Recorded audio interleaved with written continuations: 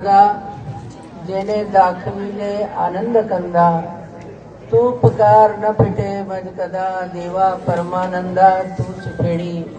ऐसे मेरे भगवान स्वामी श्री चक्रधर जी, उनकी कृपा और गुरुद्वय मेरे धर्म के आधार निमित्त बाबा जी, और जिन जिन से मुझे जो जो उपकार हुआ उन सभी उपकार भूतों की याद करते हुए आप सबके प्रेम से, आप सबके प्यार से, आप सबके सहयोग से आज जो धर्म चल रहा है, इस कार्यक्रम में सभी का सहयोग है। जब तक पानी नहीं होगा तो कुछ नहीं हो सकता, आग नहीं होगी तो कुछ नहीं हो सकता, हवा नहीं होगी तो कुछ नहीं हो सकता, और अगर आकाश पृथ्वी ना हो तो कुछ नहीं हो सकता। ये सब चीजों के बिना भी कुछ हो सकता है, लेकिन जब तक हमारे भगवान स्वामी श्री चक्रधर जी की कृपा नहीं होगी तो कुछ नहीं हो सकता। इसलिए उस साधन दाता परमेश्वर ने हमारे लिए ये सृष्टि की रचना करवाई, और इस रचना में आकर भगवान ने खुद भी अवतार लिया है। अभी कुछ वक्ता पद यात्रा के बारे में बता रहे थे, तो ये पथ क्रम, ये पद यात्रा की चाल, ये हमारे स्वामी श्री चक्रधर जी ने ही आरंभ की हुई है। सही बात है। जब तक हम हो सके हम अपने गुरु परिवार या साधु संतों के सहयोग से या किसी भी सज्जन व्यक्ति के सहयोग से, जिसको हम नाम धारक भी कह सकते हैं, इनके सहयोग से हम जितना हो सके साधु संत मार्गों के सहयोग में आकर अपने उद्धार के लिए, वहां पर भी सब कुछ चाहिए। स्थान भी चाहिए, प्रसाद भी चाहिए, भिक्षुक भी चाहिए, वासनिक भी चाहिए। इन सबको प्राप्त करने के लिए पांचों अवतार हो या चारों साधन हो या परमेश्वर प्राप्ति हो, इन सब को प्राप्त करने के लिए सबसे क्या चाहिए? जरूरी ज्ञान। जब तक हमें ज्ञान नहीं है तो हम किसी को भी भगवान मान लेंगे। सब कहते हैं भगवान एक होते हैं, देव एक होता है, भगवान एक होता है। सही बात है, भगवान एक ही तो है, दो हम क्या कहते हैं। लेकिन कहें किसको भगवान? ये हमारे भागवतकार वेद व्यास, इन्होंने भी सिद्ध करके दिखा दिया है कि भगवान जो है वो भगवान श्री कृष्ण ही है। और श्री कृष्ण भगवान ने भी श्रीमद् भगवत गीता में ये सिद्ध करके दिखा दिया है कि मैं ही भगवान हूँ, मैं ही भगवान हूँ। वो यहीं पर इसी पवित्र भूमि पर कुरुक्षेत्र में, जहाँ पर युद्ध तो हुआ, हमें युद्ध से कुछ लेना देना नहीं, लेकिन युद्ध से लेना भी है, देना भी है। क्योंकि युद्ध सिर्फ मारने और मरवाने का नहीं था, युद्ध था अच्छे सुसंस्कारों को बढ़ाने का, युद्ध था बुरे दुष्ट करो और बुरे जनों को नष्ट करने का नहीं है, उनके बुरी आदतों का, बुरे व्यसनों का, बुरे कर्मों का नष्ट करने का था, जो कि यहाँ पर भगवान ने हमें गीता का ज्ञान सुनाकर सिखाया है। कल मैं जुलूस में इन लोगों ने भी बिठाया रथ पे, मैं देखती जा रही थी कि यहाँ क्या क्या वैशिष्ट्य है। तो मेरे साथ एक बच्ची आई हुई है, उनको मैंने कहा ये फोटो लो। क्या था? दीवारों के ऊपर भगवान के श्लोक हैं, युद्ध के दर्शन प्रदर्शनियां दी हुई हैं, कहीं कोई फोटो लगी हुई है, कभी कोई फोटो लगी हुई है। ये सब क्यों लगी हुई है? कहीं तो भी किसी के मन में भगवान श्री कृष्ण के प्रति श्रद्धा है। उन्होंने श्लोक लिखे हुए हैं, बड़ा कुछ लिखा हुआ है, जो जिसको अच्छा लगता है वो श्लोक उसने लिख दिया। क्यों लिखा है? उस हर एक श्लोक में कुछ न कुछ रहस्य है, सिर्फ श्लोक नहीं है, रहस्य है। वो ब्रह्म विद्या से भरी हुई है भगवत गीता, यो ब्रह्म विद्या का ज्ञान भी उसी में आया हुआ है। ये सारा कुछ बताने के लिए भगवान श्री कृष्ण ने द्वापर युग में अर्जुन को निमित्त करके अर्जुन को गीता संस्कृत में सुनाई और श्लोकों में ही सुनाई। वो ज्ञान हम कलयुग वासी अशिक्षित होकर शिक्षित है, शिक्षित होकर अशिक्षित है। अगर हमें पढ़े लिखे होकर भी जहां भी हमें ज्ञान की परिभाषा का पता चलता है, हम उस सभा में बैठने के लिए तैयार नहीं है, सुनने के लिए तैयार नहीं है। हम शिक्षित होकर भी अशिक्षित हैं। और अगर हम अशिक्षित होकर भी श्रद्धा पूर्वक, क्योंकि श्रद्धावान लभते ज्ञानम, जो श्रद्धावान होते हैं उसी को ज्ञान प्राप्त होता है, अश्रद्धा को कुछ नहीं प्राप्त होता। वो श्रद्धा पूर्वक अगर अज्ञान भी बैठा है, वो बड़े प्यार से अगर सुनता है तो उसको भी ज्ञान प्राप्त हो सकता है। ज्ञान किसी को प्राप्त होगा ये मत सोचना कि मुझे ज्ञान है। ज्ञान किसको कहते हैं? जो जैसे है उसको वैसे जानो। सोने को सोना कहो, पीतल को पीतल कहो, जीव को जीव कहो, देवता को देवता कहो, प्रपंच को प्रपंच कहो, परमेश्वर को परमेश्वर कहो। ये ज्ञान की परिभाषा हमें भगवान ने भी गीता में कही है। एतत् ज्ञानम इति प्रोक्तम अज्ञानम यदतो ने था। इसको ज्ञान कहा जाता है। किसको? अमानित्व, अदम्भित्व, अहिंसा, क्षांतिरार्जम। 13वां अध्याय खोलो, वहां पर ज्ञान की परिभाषा को लेकर हमारे कविश्वर व्यास जी ने बहुत सुंदर एक ग्रंथ रच दिया है, ने विश्वनाथ व्यास जी ने, ज्ञान प्रबोध। इसलिए हमारा मानवा पंथ, जय कृष्ण पंथ अज्ञानता से भरा हो जाने के बाद भी ज्ञान से भरा हुआ है, ज्ञान से भरा हुआ है। बहुत से ज्ञानी विद्वान इस पंथ में आ चुके हैं, बहुत से ग्रंथ लिखे गए हैं। इतने ग्रंथ किसी भी पंथ में नहीं है। किसी भी एक भगत ने मेरे को बोला, हमारे धर्म में ये क्या है? कोई दक्षिणा दे रहा है, कोई पानी पिला रहा है, कोई दंडोत कर रहा है, कोई पूजा कर रहा है, कोई दंडोते डाल रहा है, कोई तीर्थ यात्रा जा रहा है, कोई सन्यास से बन ले रहा है, तो कोई अन्नदान कर रहा है, कोई सिमरन कर रहा है, तो कोई पारायण कर रहा है। मैंने कहा फिर आपको तकलीफ क्या है?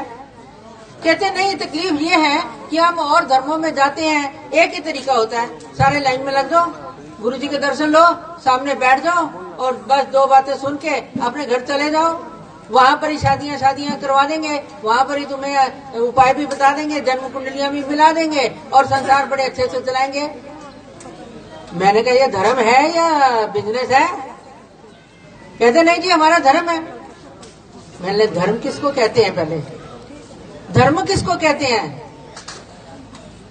जो कि परमेश्वर को प्राप्त करने के लिए, जन्म मरण के चक्कर से छूटने के लिए कुछ न कुछ अपनाना पड़ता है, उस अपनाने के लिए कुछ छोड़ना पड़ता है, उसको स्वीकार करना, उसको धर्म कहते हैं। क्या ऐसा है? कहते नहीं, ये तो हमने कभी सुना नहीं। तो मैंने फिर कहा सोचो, फिर सोचो। इसका मतलब ये है कि धर्म में, जय कृष्ण धर्म में अनेक उपाय है परमेश्वर को प्राप्त करने के लिए, लेकिन उस सब उपायों को ज्ञान ही पहला साधन है। ज्ञान ये मुख्य साधन है। फिर तुम्हारे साधु संत मानते हैं, तपस्विनी माताएं हैं, फिर पूजा प्रसाद है, वासनिक हैं, फिर पूजा प्रसाद है, फिर तीर्थ यात्रा है। ये सब कुछ ही हमें जरूरी है। ये नहीं कि वो नहीं करना तो ये करो, वो नहीं करना तो ये करो, सब कुछ ही चाहिए। खाटे मीठे खारे भोजन जैसे होते हो तो पेट अच्छे से भरता है, वैसे परमेश्वर को प्राप्त करने के लिए सभी साधनों की आवश्यकता है। जो भी साधन हम कम करेंगे उसकी योग्यता नहीं होगी, उसके संबंधित जो कर्म हमारे नष्ट होंगे, उसके बिना हमें परमेश्वर प्राप्ति भी नहीं हो सकती। परमेश्वर को प्राप्त करने के लिए सब कुछ चाहिए, उन सबको प्राप्त करने के लिए ज्ञान चाहिए। इसलिए आज ये ज्ञान होगा कहां से प्राप्त? क्योंकि जितने विद्यार्थी होते हैं उतने टीचर तो बनते नहीं है, उतने शिक्षक नहीं बनते। विद्यार्थी बहुत होते हैं, शिक्षक कम होते हैं। तो क्यों नहीं बनते? क्योंकि सभी उस तरह जगह की पात्रता के अधिकारी नहीं होते, सभी पढ़ा नहीं सकते। हमारा शास्त्र ही कहता है कि व्युत्पत्ति व्युत्पन्न होता है, कोई व्युत्पत्ति वाला होता है, कोई वासना धृत होता है, कोई बोधवंत होता है, कोई ज्ञानी होता है, कोई वासनिक होता है और कोई नामधारक वेदवंत होता है। इसका मतलब क्वालिटी कम ज्यादा है उसमें भी। सभी हम एक जैसे नहीं हो सकते और कभी भी एक ही समय पर तैयार भी नहीं हो सकते। जब जब जिस चीज का योग आता है, जैसे जैसे उसको गुरु के अधिकार प्राप्त होते हैं, जैसे जैसे योग्यता के अनुसार गुरु मिलते हैं, जैसी जैसी योग्यता के अनुसार उसका प्रयत्न होता है, जैसे जैसे प्रयत्न के अनुसार वो प्रयत्न करके आगे चलने की कोशिश करता है, वैसे वैसे उसको सारे अधिकार बनते हैं। इसी तरह ये जो ज्ञान है हमने लेना कहाँ से, उसके लिए हमें मंदिर बनाने पड़ते हैं। हर जिले में, हर तहसील में, हर जगह पर, हर स्टेट में मंदिर होने ही चाहिए। ये प्रयास हमारी तपस्विनी कुंती माता, मेरे सबसे बड़े बड़े गुरु भाई चंडीगढ़ वाले परिमल मासिक संपादक, वो अभी पिछले साल कैवल्यवासी हो चुके हैं, उनकी शिष्य है ये। संसार से 2 बच्चे हैं उसके पास, एक अलर्क मुनि यहीं खड़ा है अभी, एक बच्चा हो रहा है वो भी यही है। तो वो ये चारों जने साधु बनने के लिए मार्ग में पढ़ने के लिए गए। योगा योग इनका चंडीगढ़ वाले बुआ जी से आया, वहाँ संन्यास हुआ। इन्होंने बड़े प्रयत्न से, यहाँ बड़े सालों से बुलाती थी, मैं आई तो हूँ, बीच में 2 बार आई हूँ, लेकिन इस प्रोग्राम के बीच में पहली बार आई हूँ, क्योंकि बुआ जी थे, मुझे कोई चिंता नहीं थी। मैंने कहा बाबा जी हैं इसके पास। वो प्रयत्न करके उसने बिठाया, मंदिर बनाया, पर बड़ी खुशी थी उसको कि मैं संगमरमर का मंदिर बनाऊं, मूर्ति लाऊं, मूर्ति यात्रा निकालूं, आप आओ। लेकिन भाग्य ऐसे हुए बुरे कि बाबा जी हमारे पिछले साल पूरे हो गए। अब बेचारी ने फिर मेरे को बुलाया, मैं भी आना नहीं चाहती थी। मैंने कहा इतना बड़ा प्रोग्राम है, आप पदयात्री भी हैं, सारा प्रोग्राम कर लो, बहुत अच्छा है, सारा सुई हो गया आपका। कहते नहीं, मेरे को गुरु जी की जगह पे कोई दूसरा बंदा चाहिए। आप बताओ मैं किसको गुरु धारण करूँ? अब मैं उसको क्या कहूँ बेचारी को? वो रोने लग गई फोन पे, मेरे को टिकटें कैंसिल करा के दोबारा आना पड़ा। तो इसलिए यहाँ मंदिर के साथ साधु चाहिए। घंटी बजाने के लिए तो कोई भी मिल जाएगा, आप 500 रुपए महीना, 1000 रुपए महीना दे दो, कोई नौकरी कर लेगा, क्योंकि चढ़ावत भी मिलती है, खाने को भी मिल जाता है। इसलिए साधु नहीं बनते हमारे मानव धर्म के। कोई एक मंदिर देख लो, वहाँ बैठ के खाया पिया, पूजा का, जन्म का, मरण का, शादी का, और सब वो खाते रहो और हो गए साधु? नहीं, उस धर्म को आगे बढ़ाना है, उस धर्म को आगे चलाना है, उस धर्म के लिए कुछ ना कुछ ये दिखाना पड़ता है, ये कार्य करने पड़ते हैं। अगर नहीं होगा तो हमारे धर्म में 5 अवतार अवसर भी न होते। ये नहीं थे हमारे धर्म में। 50-60 साल पहले ये नागपुर से शुरू हुआ कि भाई 5 अवतार उपार करो। कईयों के 16 उपचार होते हैं, कईयों के 60 होते हैं, कईयों को कुछ होता है, कईयों का कुछ होता है। जगराते करते हैं, इधर लक्ष्मी पूजन करते हैं, तो हमारे जय कृष्ण कुछ नहीं करते। तो ये 5 अवतार अवसर शुरू हो गए, क्योंकि जीव जो है, मनुष्य जो है, वो उत्सव प्रिय है, उसको उत्सव करना अच्छा लगता है, नाचना गाना। और पंजाब तो फेमस ही है कि जहाँ ढोल बजा वो चाहे बाथरूम में हो वही नाचना शुरू कर देता है। ये खासियत है पंजाबियों की। वो कोई नहीं देखते कहाँ मैं खड़ा हूँ, किसके सामने नाचना है, नहीं नाचना, वो नाचना शुरू है, क्योंकि आनंद होता है उसको। लेकिन वो हमारे कवि वाले कहते भी, अगर नाचा भी चाहे तो नाच महाराज आगे, गाया भी चाहे तो कृष्ण गुण गाओ रे। अगर नाचना भी है तो कोई बात नहीं, भगवान के लिए नाच लो, और गाना भी है तो भगवान के गुण गाओ, लेकिन और किसी के सामने अपनी झोली मत फैलाओ, और किसी के सामने नहीं मत जाना। एक पतिव्रता स्त्री अगर अपने पति के सामने रहती है तो उसको नजर से हटना मुश्किल है। तो अगर उसने वो कपड़े नहीं है तो मायके से मंगा के पहनना उसके लिए शर्म की बात है। जब फटी हुई देखेगा तो अपने आप आदमी ला देगा, लेकिन किसी को आगे हाथ फैलाएगी तो वो औरत ही नहीं है। इसी तरह हम अगर जय कृष्ण भक्त हैं तो आप सबको पहले ये बातें पता होनी चाहिए कि हम एक निष्ठ भक्त हैं। इसके लिए ही साधु चाहिए। वो होगा नहीं तो बताएगा कौन? वो होगा नहीं तो बताएगा कौन? क्योंकि होता क्या है, अपने आप ही हम कान छेद सकते हैं कि नहीं? हर सुई डाल के छेद सकते हैं, लेकिन अपने हाथ से छेदेते नहीं है, किसी के हाथ से छेदे जाते हैं। मोरी करते हैं ना कानों में। तो कहने का मतलब ये है कि गुरु मंत्र लेना पड़ता है तो गुरु चाहिए, शिष्य चाहिए, उसको कुछ ना कुछ बताने के अधिकारी चाहिए। वो अगर बताएगा तो अपने धर्म पर अच्छे से चलना शुरू कर देगा।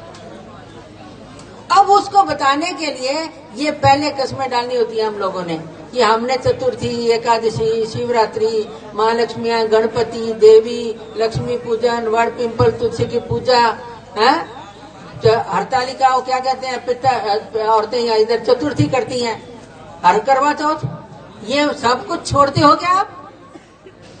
कितने लोग छोड़ के बैठे हैं? जरा हाथ ऊपर करो। बहुत अच्छा, बहुत अच्छा। सजो धजो, मेहंदी लगाओ, क्या लगाते हैं, नेल पॉलिश लगाओ, होठों पे लगाओ, लाली लगाओ, जो मर्जी लगाओ, लेकिन व्रत नहीं रखते। हम एक निष्ठ भक्त हैं। अनन्या चिंतयन्तो माम, जो मेरे को अनन्य भाव से चिंतन करता है, भगवान उसके लिए क्या करते हैं? ये तेषाम निष्ठा वियुक्ता नाम योगक्षेमं वहाम्यहम्। अरे तुम्हारा योग, अन्न पानी का योग और क्षेम मतलब तुम्हारा रक्षण, ये भगवान अपने आप करेंगे। ये चिंता तुम्हें नहीं चाहिए। फिर अगर आप एकनिष्ठ भक्त हो तो आपको ये चाहिए। आदमी लोगों ने भी शराब, मीट, अंडा, ये वो, आज लोग पढ़े लिखे वैज्ञानिक क्या कहते हैं, अंडे तो वेजिटेरियन होते हैं। क्या खेती में उगाते हो लोग? आप अंडे उगते हैं क्या खेत में? पेड़ों से लगे होते हैं क्या? आम लगते हैं वैसे अंडे होते हैं क्या? अरे कहीं भी हो, किसी इंजेक्शन से भी अगर पैदा किए हैं, वो है तो किसी प्राणी के जंतु। उस प्राणी के द्वारा ही वो पैदा होती है। आप अंडे को अगर मुर्गी के पास रख दो, वो उसके ऊपर सेक देगी, उसके अंदर से चूचे पैदा होते हैं कि नहीं? उससे पहले ही तोड़ देती है। इसलिए हम इधर तो कहते हैं हिंसावादी नहीं है, और इधर अंडे खा लेते हैं, वेजिटेरियन है। कैसे वेजिटेरियन है? इसलिए पुरुष वर्ग को भी ऐसे ही होना चाहिए। जैसे परमेश्वर आप गृहस्थ में एक निष्ठ है, वैसे परमेश्वर की भक्ति में भी एक निष्ठ होना, यही आपके लिए सबसे पहला संदेश है। दूसरा, हमारे साधनदाता स्वामी श्री चक्रधर जी ने और भगवान श्री कृष्ण जी ने भी भक्ति करते हुए कहा है, भक्ति अव्यभिचारिणी। देखो दो तरह से होता है, एक अनन्य और एक अव्यभिचारी। दोनों में क्या फर्क है? कोई खड़ा होकर बता सकता है? अनन्य भक्ति भी अनन्य है, अव्यभिचारी भक्ति भी अनन्य है। क्या फर्क है बताओ बच्चों, बताओ। अनन्य भक्ति किसको कहते हैं और अव्यभिचारी भक्ति किसको कहते हैं? द्रौपदी जंगल में रहती थी पांडवों के साथ, याद है आपको? महाभारत देखी होगी। एक जामनू लगा था एक पेड़ के ऊपर, वो जामनू तोड़ के ले आए। भगवान भी वहीं थे और वो देख रहे थे कि ये बच्ची ने गलती कर दी, बहन मानी हुई थी। वो कहते, बेटा तुमने ये जामनू लगाया, तोड़ के लाई हो, तो शाम को एक ऋषि आएगा, उसने तो एक जामनू ही खाना होता है, और तू तोड़ के ले आई है, ये गलत बात की है, जाओ वापस लगा। क्या? वो वापस लगाने गई तो उसे लगा नहीं। पांडव आंखों से टेढ़े हो गए, उसकी आंखों के आईब्रो ऊपर चढ़ गए, पलकें उनकी कड़क हो गई, गुस्से से उसको देखने लगे कि अभी मार डाले, इसके जान का घोट पी ले।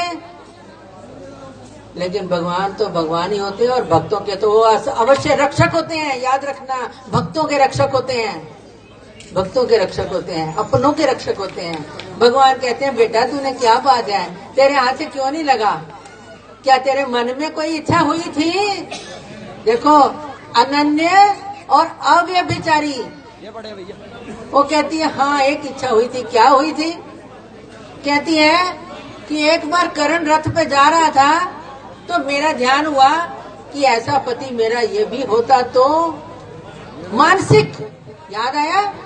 मानसिक भी आपके विचारों में बदल नहीं आना चाहिए। चाहे मेरी जान चली जाए, जान भी चली जाए, तो भी हमने मानसिक भी अपने अटल विश्वास पे, श्रद्धा, प्रतीति पे रहना चाहिए कि मैं भगवान की भक्त हूँ। चाहे कोर्ट में हार गई हूँ आज, चाहे मेरा कुछ भी नहीं बना, चाहे मेरा सब कुछ लूटा गया है, फिर भी मेरा रक्षक कौन है? मेरा स्वामी श्री चक्रधर जी हैं। ऐसा मन में है क्या? नहीं तो आजकल भगत को कैसे होते हैं दुकानदारी वाले, अरे इनके दुकान पे गए थे, भाव नहीं बना, पसंद नहीं आया, माल अच्छा नहीं निकला, चलो दूसरे दुकान पे।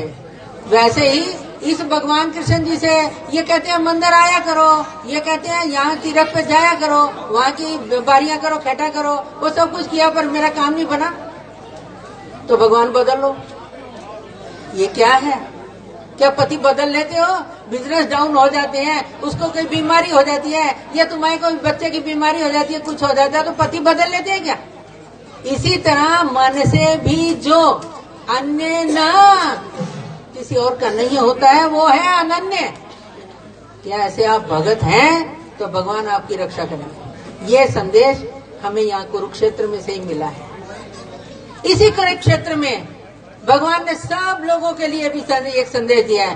क्या किया है? सर्वधर्मान परित्यज्य मामेकम शरणम ब्रज। अरे अर्जुन, वो भी और धर्मों को वो जानता था, है जी, और धर्मों को पहचानता था, और वो सब कुछ देखते हुए भगवान उसको कह रहे हैं कि तू सब धर्मों का त्याग कर, मेरे अकेले की शरण में आ जा। मन मना बाजे में मेरे में मन लगा, मद भग भव भक्त, मेरा भक्त बन, माम नमस्कुरु भव, मुझे नमस्कार करने वाला हो, माम याजी बन, अरे मेरे ही नाम का यज्ञ कर तू। क्यों? अहम तो सर्व पापेभ्यो मोक्षयिष्यामि मां शुचा, मां शुचा, शोक मत कर, तेरी सारी चिंता मुझे है। और जब इतनी सी भक्ति करने पर भगवान ने उसको अभय दे दिया है, तो क्या आपके लिए भगवान नहीं है? आपके लिए जय कृष्ण पंथ नहीं है? आपके लिए ज्ञान नहीं है? आपके लिए परमेश्वर नहीं है? है, हर एक के लिए है। इसलिए हर एक जीव ने अपनी अपनी चिंता करते हुए ये जरूर जानना है कि मैंने ज्ञान को हासिल करना है तो मंदिर भी जाना पड़ेगा, गुरुजनों के पास बैठना भी पड़ेगा, कुछ सुनना भी पड़ेगा, सुनने के बाद मैंने सोचना। क्योंकि भगवान ने जब गीता सुना दी तो अर्जुन को बोला कि कुछ शंका है, सोचो, कुछ शंका रह गई है तो सोच ले, और भी कुछ है तेरे मन की शंका तो मैं निकालता हूँ भैया, फिर तेरी इच्छा यथेच्छसी तथा कुरु, अरे आगे तेरी जैसी इच्छा होगी वैसे करना बेटा, जबरदस्ती नहीं करते भगवान। याद रखना, भगवान जबरदस्ती नहीं करते हैं, हम जीव जबरदस्ती करते हैं, करवाते हैं, हम जीव हैं, भगवान नहीं करते। वो कहते हैं अर्जुन महाराज नष्टो मोह स्मृतिर्लब्ध, भगवान अब तो मेरी आंखें खुल गई हैं, मुझे ज्ञान सचेत हो गया हूँ मैं, मेरा ज्ञान, मेरी मोह, मेरी ममता, अब तक मैं किसी को भी कुछ कहता था, ये भगवान है, वो भगवान है, वो भगवान है, वो भगवान है, ये कर्म अच्छा है, वो कर्म अच्छा है, माई भट्ट भी तो कहते थे कर्म करो, कर्म से अज्ञानता दूर होती है, अज्ञानता से ज्ञान हो जाता है, फिर मोक्ष हो जाता है, ऐसी वो भी बातें करते थे। लेकिन भगवान ने ऐसा नहीं चाहते, जबरदस्ती नहीं करते। कहते हैं तुझे कुछ और शंका रह गया तो बता दे, कहते नहीं महाराज नष्टो मोह स्मृतिर्लब्ध त्वत्प्रसादान मैं अच्युत है, मेरे अच्युत परमेश्वर। क्या कहा है? अच्युत। कितनी सुंदर उपमा दी है उसने भगवान को पहचानने के बाद। लेकिन हम अज्ञानी हैं, हम अन्यथा ज्ञानी हैं, हम किसी को भी कुछ कह बैठते हैं, कुछ भी समझ बैठते हैं, ये हमारा धर्म में नहीं है। हमारा धर्म ज्ञान, ज्ञान की परिभाषा क्या है? जो जैसा उसको वैसा जानो। वो कहते हैं नष्टो मोह हे तव अच्युत परमेश्वर तव प्रसाद, आपकी कृपा प्रसाद से स्मृति करिष्ये वचनम तव। अब मैं आपकी आज्ञा पालन करने के लिए तैयार हूँ महाराज, बताइए आप मेरे लिए क्या आज्ञा है? भगवान ने फौरन आज्ञा देकर उसकी परीक्षा देखी। क्या परीक्षा देखी? कहा ये उठाओ, धनुष से बांध और धर्म पे चलाओ, मारो इसको। उठा ली उसने। भगवान ने कहा ठीक है, पास हो। इसी तरह ये ज्ञान प्राप्त करने के लिए हमें किसी मंदिर, मठ, आश्रम या ज्ञान के पढ़ाने वाले, समझाने वाले या जिनके पास हम जाते आते हैं उनसे, जैसे भी है, हमें स्थान के बिना, ज्ञानी के बिना हमें ज्ञानी नहीं मिलता, ज्ञान नहीं मिलेगा। ज्ञान नहीं मिलेगा तो जैसे 16 साल की सुंदर लड़की 32 वर्ष की सुंदर लड़की हो और अंधी हो, ऐसे हम अंधे न रहें। यह हमारा धर्म क्या है? पत्थर की लकीर है, पत्थर की लकीर है, अंधा का धर्म नहीं है। सोने को भी सोना और पीतल को भी पीतल कहने वाले नहीं, सोना कहने वाले नहीं है। सोना तो सोना होता है, पीतल तो पीतल होता है। इसलिए ये सभी चीजों को ज्ञान प्राप्त करने के लिए हमें ज्ञानी की आवश्यकता है। ज्ञानी कहाँ से तैयार होगा? आकाश से थोड़ी गिरते हैं, वो भी आपकी जैसी माताओं के पेट में से ही आते हैं। ऐसे ज्ञानी लोगों के पास जाकर उनसे ज्ञान प्राप्त करके फिर तीर्थ यात्रा करो, फिर तुम ज्ञान पढ़ के स्थान नमस्कार करो, फिर पूजा प्रसाद करो। अभी उन्होंने गिरधर मुनि जी ने कितना सुंदर बताया कि ये पूजा प्रसाद कहाँ से आते हैं, कहाँ से आए हैं, क्या उसका महत्व है। अब महत्व नहीं पता होगा तो आपने लगाया माथे पे आके दे दिया, लगाया माथे पे आके दे दिया, लगाया माथे पे आके दे दिया, उसमें इतनी मजा नहीं है, नुकसान नहीं है, पर जो फायदा होना चाहिए तो वो तो नहीं होगा ना।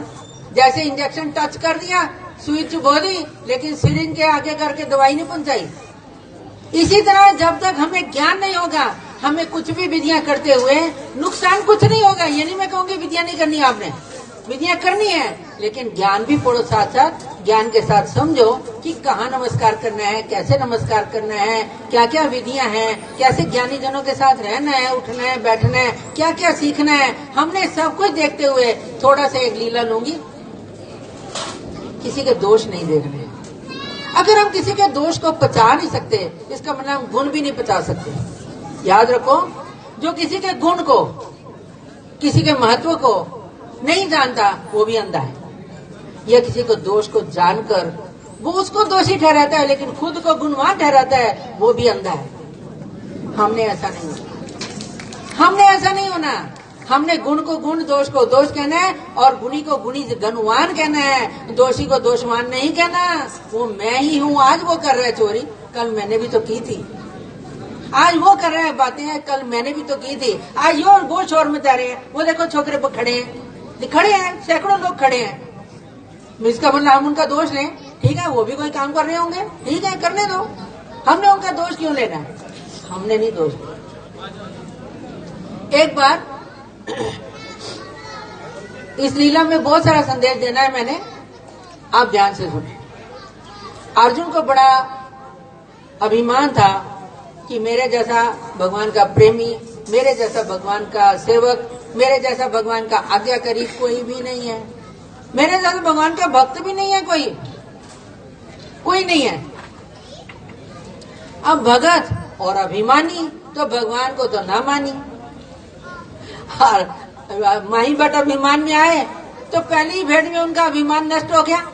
दर्शन से ही सिर्फ साधु नाम दर्शनम पुण्य तीर्थ भूतो ही साधवा काले कलंती तीर्था सद्य साधु समागमा।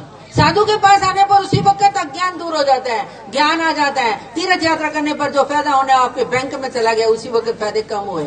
आपको फीलिंग नहीं हुई ना?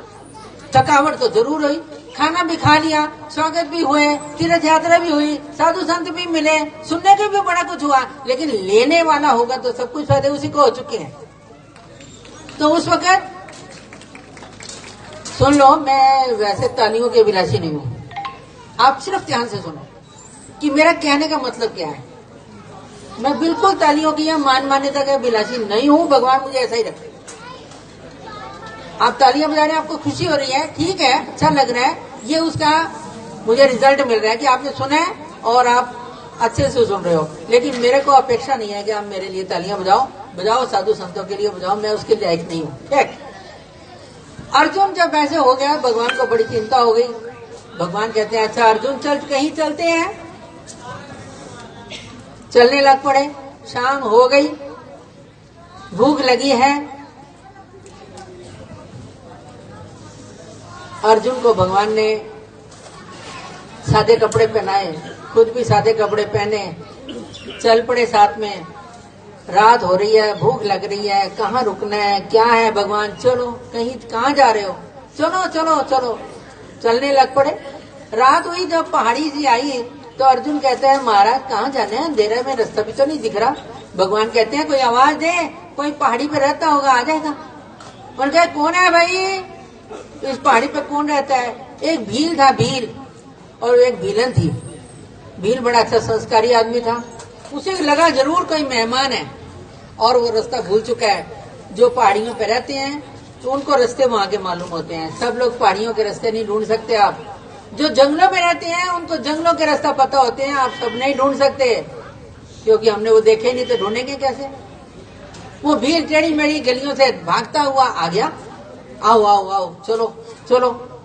भीलीन अपनी लैंग्वेज में क्या बोलती है, घर में खाने को नहीं, अंदर बैठने को जगह नहीं, अंदर मत लाना, खाने के लिए नहीं है, बाहर बैठो कहीं और।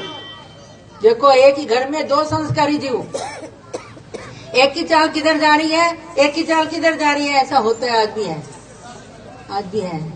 क्योंकि हम लोग जाते हैं कहीं तो देखने को मिलता है, फिर मुंह से गलती से निकल भी जाता है। ये भील और भीलिंगी वाली बात हो गई है यहाँ।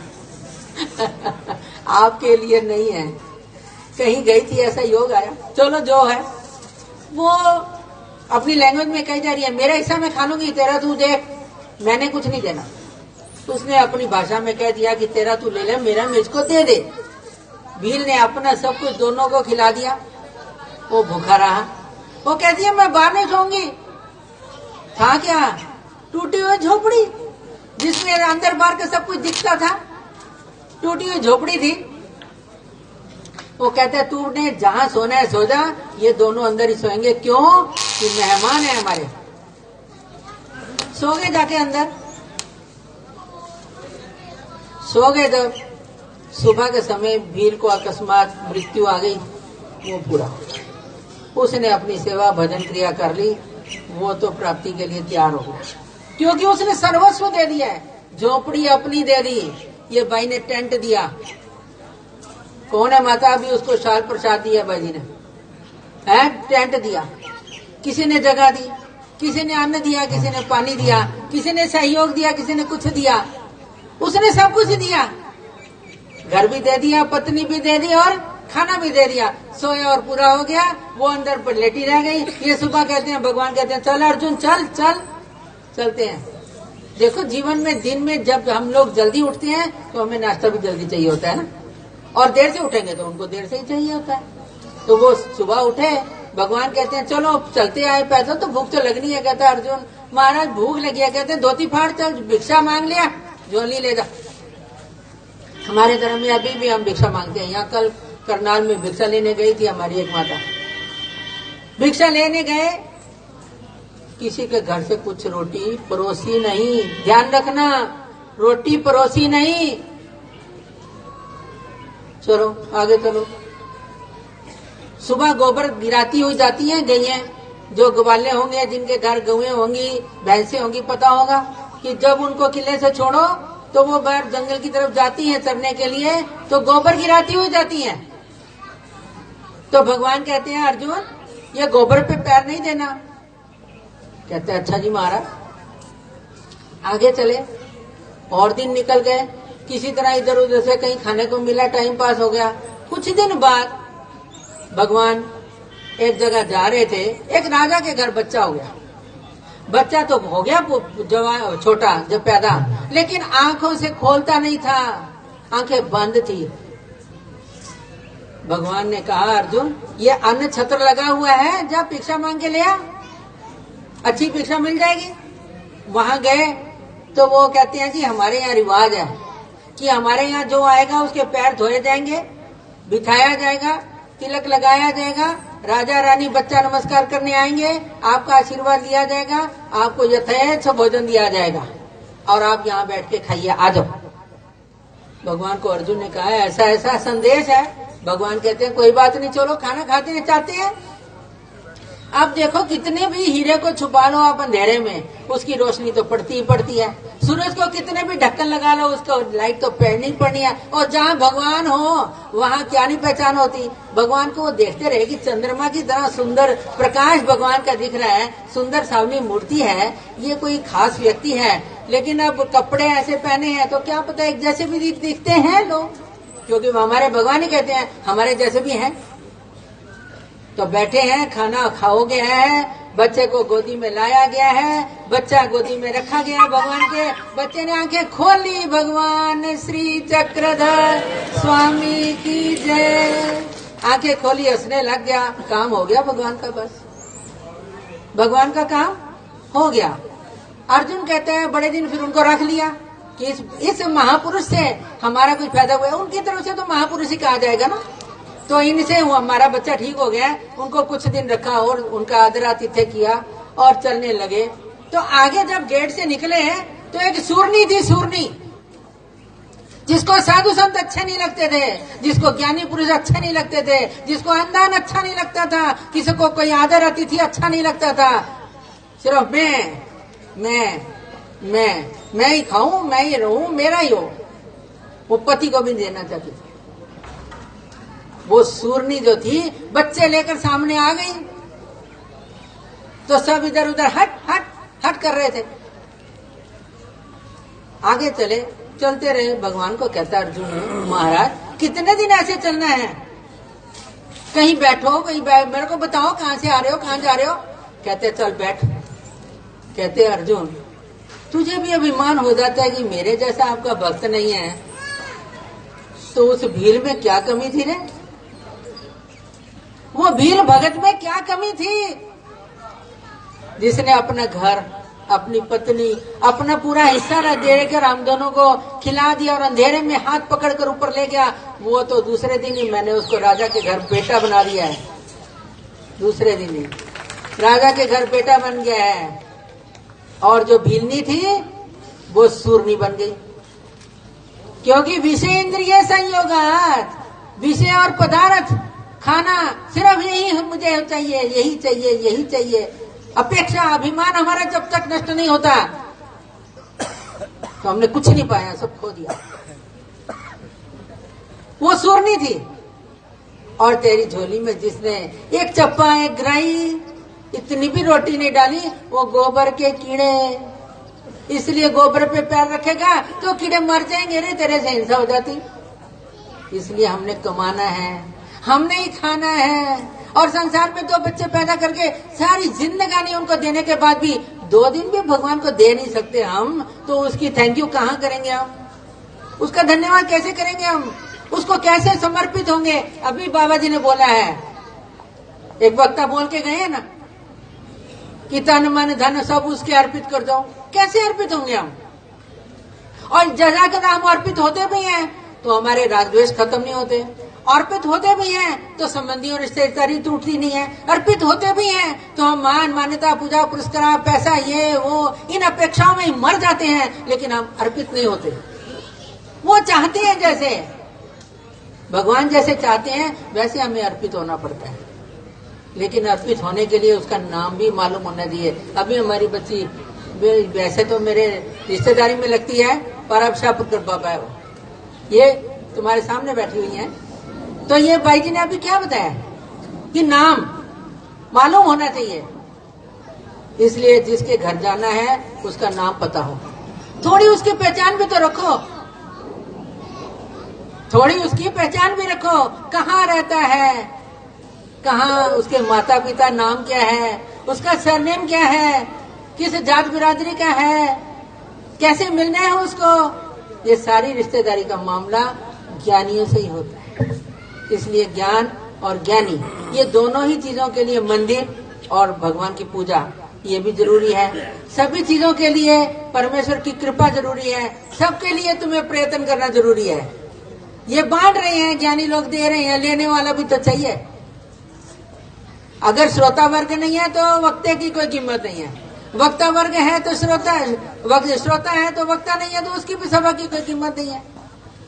लेकिन हमारे गुरुजी एक बहुत सुंदर बात बताते थे। एक बार नागपुर में गए थे, वो सुना रहे थे तो किसी भगत ने बुलाया था। कहता बाबा जी बुलाया तो बहुत सारे लोगों का था, लेकिन वो आए नहीं। भगवान कहते हैं, बाबा जी बोले, एक चंद्र तमो हंती नत्र तारा सहस्रशा।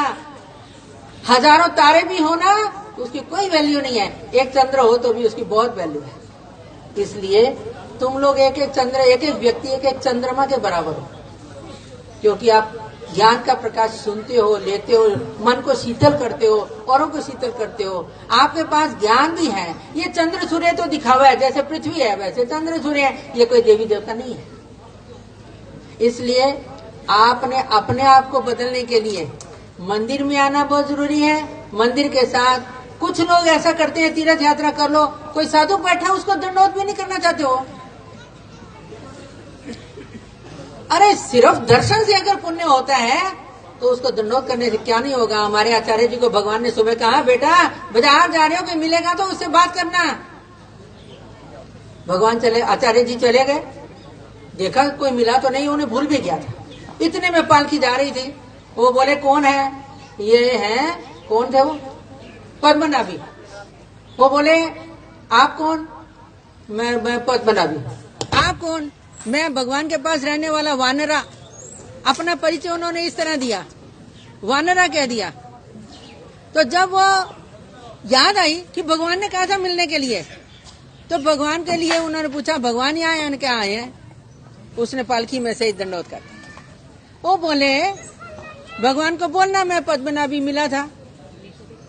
तो भगवान के पास जब आचार्य वापस आए तो भगवान क्या बोले, अरे वो पालकी में से उतर के तेरे को दंडोत करता तो और फायदा था। उसके पास पैसे की जो थैली थी उसमें से तेरे को 2 रुपये 1 रुपया देता था तो और फायदा था। उसी के बाद अगर वो साष्टांग दंडोत डालता था, तेरे चरणों पे माथा रखता था तो और फायदा था। इसलिए साधु के दर्शनों से भी इतना पुण्य होता है, तो फिर उसके दर्शन, स्पर्शन, संभाषण, उसके साथ हमारी अपवित्रता दूर होती है, हमें पवित्रता आती है।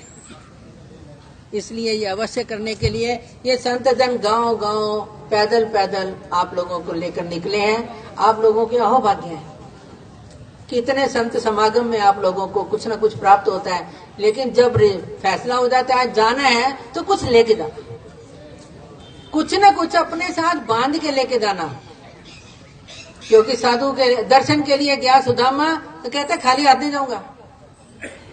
इतने से पोहे चावल लेके गया तो ब्याज में सोने की नगरी मिल गई और मुद्दल में क्या मिला, प्रेम मिल गया।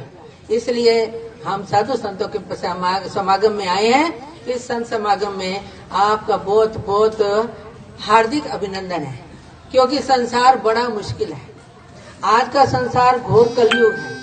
इसमें से आप लोगों को ज्ञान की या सत्संगों की पद यात्रा की अभिलाषा हुई है, आप अपना समय दे रहे हैं और उसमें आप कुछ न कुछ लेने के लिए हासिल करना चाहते हैं, तो आपका बहुत अच्छा भाग्य है। क्योंकि भगवान कहते हैं मेरे भक्त कहाँ पैदा होते हैं, शुचिनाम श्रीमताम गे योग भ्रष्टो भिजायते अथवा योगिनामेव कुले भवति धीमताम। जो लड़कियां उपदेश लेकर दूसरे घर में जाकर एक घर बना देती हैं, जो बहुएं दूसरे घर से आकर एक घर में आकर यहाँ घर को स्वर्ग बना देती हैं, गुरु मंत्र लेती हैं, पूजा पाठ करती हैं, धर्म कर्म करती हैं, ये ऐसे भक्त, ऐसे बच्चे जो इनके घरों में पैदा होते हैं, वो माँ बाप भी भाग्यवान हैं। उन माँ बाप ने अपनी बच्ची हो या बच्चा हो, दोनों को ही धर्म में लगाकर अपने आप को तभी धन्यवाद समझो तो आप असली माँ बाप हो। नहीं तो खाना पीना पेट भरना तो सिखा देते हो आप, और जो सिखाना चाहिए उसको क्या बच्चे सुनते नहीं है। अरे बड़े हो जाएंगे तो क्या सुनेंगे। बचपन से उनको संस्कार डालो और वो सत्संगत में रहें, उसमें आपके भाग्य बढ़े, आप भगवान को प्राप्त करने तक का प्रयत्न करें, भगवान आपका प्रयत्न सफल करे और आप सबको भगवान के दर्शनों का लाभ हो, स्थानों का लाभ हो, पूजा प्रसादों का लाभ हो, ज्ञानी के साधु संतों का लाभ हो, यही शुभकामना करते हुए। और कुंती भाई, अपनी तबीयत संभालना ये सबसे पहले, आत्मानम सततम रक्षेत, अपना धर्म और अपनी स्वस्थता, अपना मन, इसको संभालना सबसे जरूरी है। अगर वो बीमार हो जाएगी तो कल मंदिर बंद हो जाएगा। इसलिए पहले खुद को संभालो, आगे आपने जो भी तीर्थ यात्रा या कोई भी कार्यक्रम करने हैं वो अवश्य करो। भगवान आपको दिन दुगनी रात चुगनी सहायता करे, तबीयत भी बख्शे, बच्चा भी आगे बढ़े, धर्म कर्म बढ़े, और उनको सहयोग देने वाले जो जिस तरह से उन्होंने सहयोग दिया है, भगवान सबकी सेवा स्वीकार करें। और ये सब करते हुए ना आपको ना हमें किसी को भी अभिमान अहंकार का ये बीमारी न लगे, ये भी इस बात में भी मैं जरूर चिंतित रहूंगी। और इतना कहते हुए आप सबसे विदा लेती हूँ। भगवान दोबारा योग आया तो कहीं मिलेंगे। भगवान श्री चक्रधर स्वामी की जय। बहुत बहुत धन्यवाद भाई।